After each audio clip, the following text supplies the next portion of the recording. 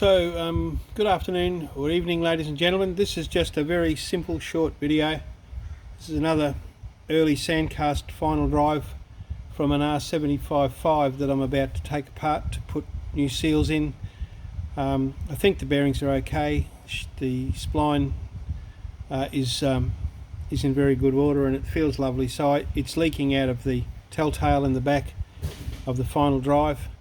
And when we start to do a service, we drain the final drive, the drive shaft and the gearbox always into measure jugs, and from the contents of those jugs we can predetermine if there's an issue with seals.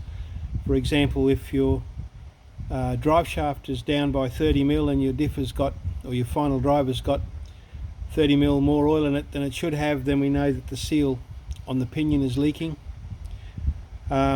These final drives have got a series of telltales in them that are designed to show you when a seal is failing without saturating the back brakes, which is very clever. There is a seal right down in the bottom of the gearbox. I've got the camera on a tripod, so I can't really show you around that, but there was a bit of a discussion the other day about end float in the crown wheel against bearings. Now, in these early models, down in the bottom at the other end of this shaft here, there's a needle roller bearing, a big needle roller bearing. Now, I might be calling it the wrong thing, but in my terminology I call that the outrigger bearing. So there's a big bearing in this flange here which supports the drive spline, and the drive spline has like a nose on it on the other end, and it comes down into the bottom of the final drive, and in there's a big needle roller bearing on this particular model. Now, the thing about needle roller bearings, as opposed to ball bearings or tapered bearings, is that they don't like to be preloaded or loaded. They like to be set up so that they can run free, and in that situation they don't like a lot of end float and they don't like crush. They really don't like crush. And it is that bearing in the bottom of the final drive and a thicknessing shim that sits on top of it that actually sets the backlash between the pinion and the crown wheel in a final drive. They are spiral bevel gears, and backlash is a very, very essential thing to have. It's an amount of lash between the two teeth, but because they're angled and curved, they have an amazing amount of torque multiplying ability, and they can smash themselves to pieces if they don't have the right amount of backlash or freedom to engage and disengage along that spiral curve. So it's pretty critical to get the backlash right and the end float right. So before I take these apart, I haven't cleaned it or anything yet, I set up my little rig and I just do a very basic test on them just to see what sort of general condition we're looking at and what kind of setup this has got. So if I grab this around here, I can't really see that well, but I'm sure you will, and lift this, you can see that there's nearly 10 thou. Actually, I just bumped the back of the gauge, so don't mind that, I've just bumped it off the wheel. But you can see, just by grabbing the spline and pressing against the inside of the cover, there is a visible amount of movement up and down in the spline, and there's about 0.010 of an inch. I actually bumped the little pointer here when I was trying to do that. So there's too much end float in that final drive by some considerable amount.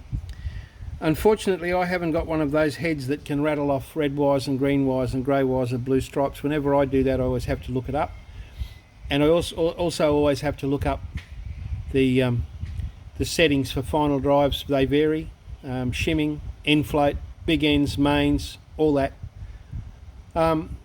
And I'm happy with that, because every time I do it, it means that I'm checking that I'm doing the right thing. Other people have photographic memories, I'm not one of them. But there's just a little basic lesson. Now I'm going to stop this or pause it for a second. There we go. I'm back on air, and this is what I was going to try and show you. Down here, this is what I call the nose or the outrigger part of the final drive. That drive spline there finishes right down here in that area, and in here here is where the needle roller bearing is.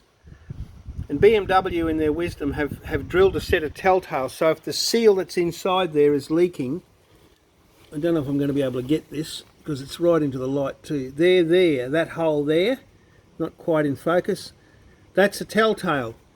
And it comes from behind the seal that's down in this bottom end.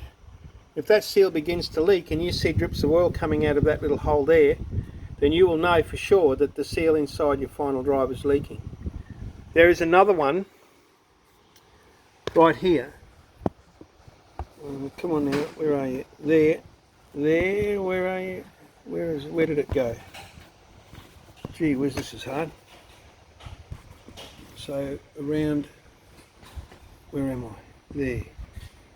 No, too far down.